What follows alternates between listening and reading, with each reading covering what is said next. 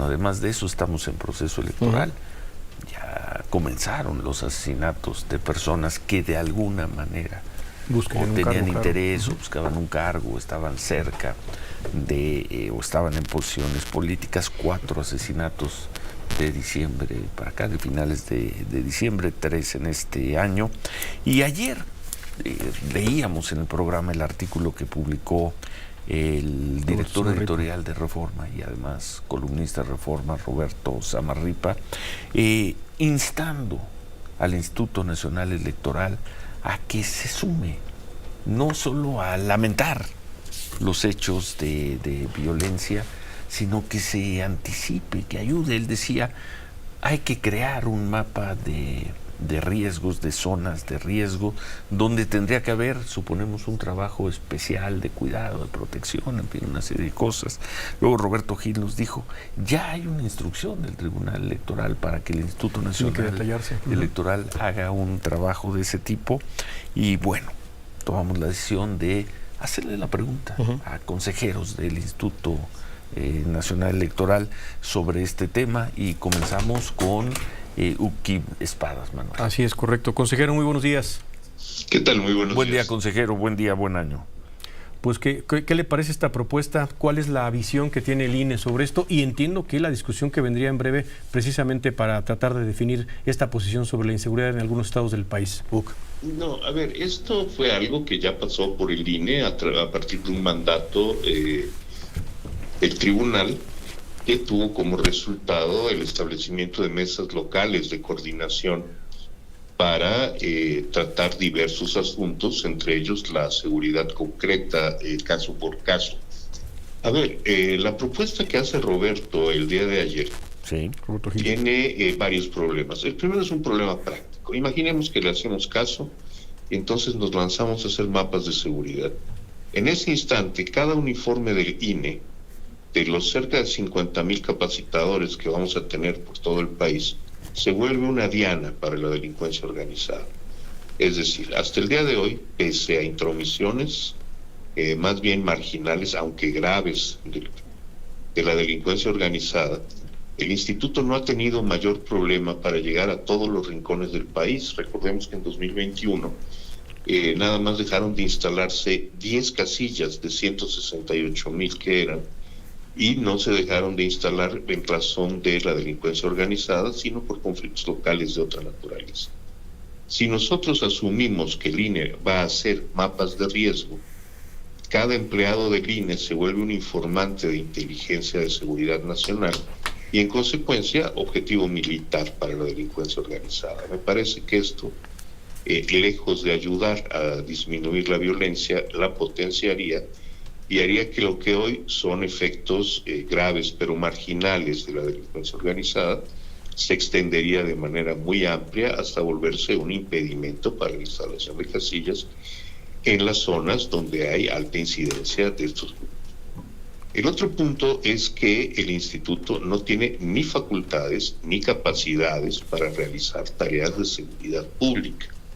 Es decir, no somos una institución con el personal necesario para realizar esas tareas, pero además legalmente no tenemos la facultad para hacerlo, porque esto le corresponde a otras instancias del Estado mexicano.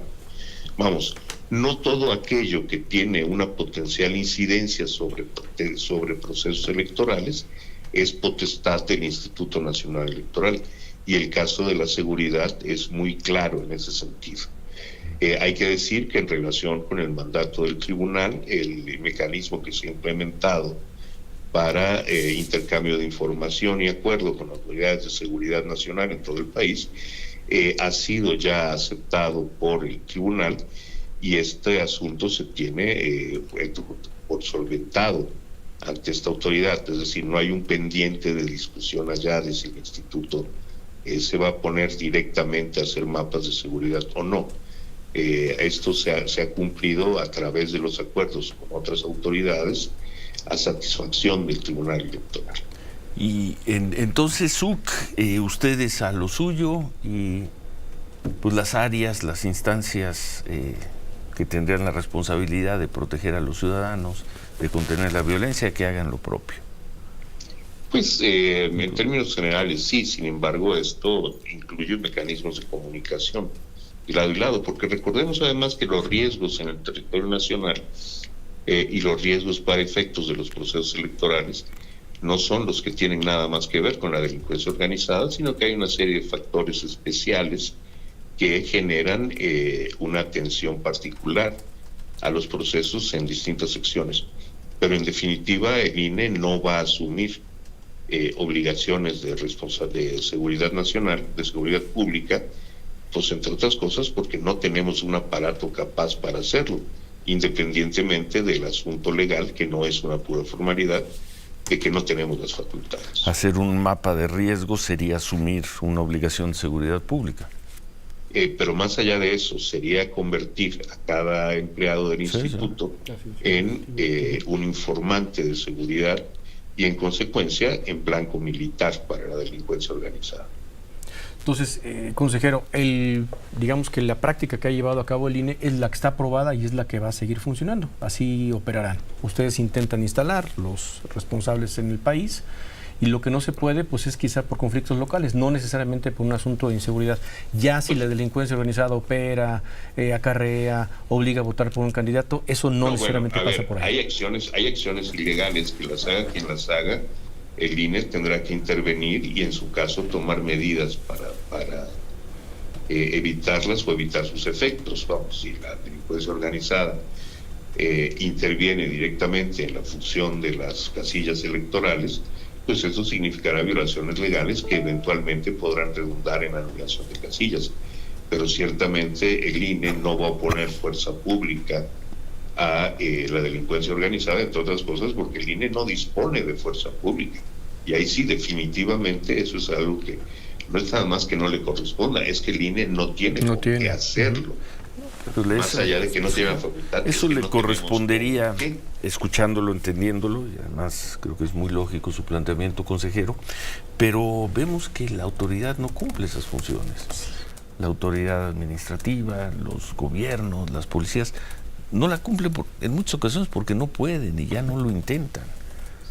Vemos los reportes de zonas, de comunidades tomadas por grupos criminales, imponen las condiciones de vida, las condiciones de mercado, y nosotros hemos preguntado, ¿y en esas zonas va a llegar el INE? A lo mejor instala la casilla y la gente va a votar con absoluta libertad. Claro.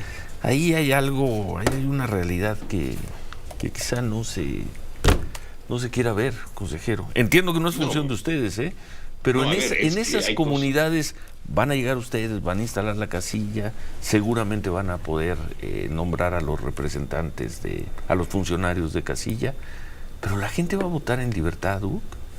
Bueno, a ver, eso, hay cosas en términos de la libertad electoral, hay cosas que el INE puede ver y actuar sobre ellas y otras que no.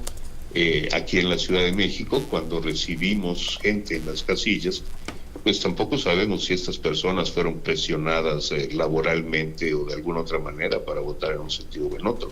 Cuando eso se llega a saber, eso sí es parte de un proceso electoral y puede redundar en quejas y en nulidades, pero el instituto ciertamente no tiene control materialmente, no es que no querramos, es que no tenemos control sobre una cantidad de cosas que pueden incidir en la libertad del voto de las personas. Que no se le pida al INE lo que no puede hacer y lo que no debe hacer. Pues en principio, y quiero ser enfático en eso, en lo que no podemos hacer, porque materialmente rebasa nuestras capacidades, independientemente del asunto no menor de que legalmente no estamos facultados para hacerlo. Pero hay cosas que en definitiva exigen, por ejemplo, la movilización de fuerza pública. Digamos, el traslado de paquetes electorales en zonas de riesgo, o en general el traslado de paquetes electorales en el país, es algo que el INE hace, pero la seguridad la proporciona el ejército. Sí, lo sabemos. Pues suerte, consejero. ¿Por qué más decir? Que suerte, ustedes hacen su trabajo, lo hacen muy bien. Hay varias frases, su comentario, el INE no ha tenido problema para llegar a todos los rincones del país, pero sí nos ponemos a elaborar un mapa de riesgo, convertimos a nuestro personal en objetivos de seguridad, en objetivos militares. En fin. Pues sí, vamos, me parece que hay límites que el INE no puede rebasar y que la responsabilidad corresponde a distintas autoridades, hablando de seguridad, sí, pero también hablando de otras cosas. Y vamos, el INE no es una autoridad omnímoda que pueda intervenir en todo. Hay muchas cosas que el INE sí hace y estamos haciendo, pero hay otras que desde luego quedan más allá de lo que podemos hacer.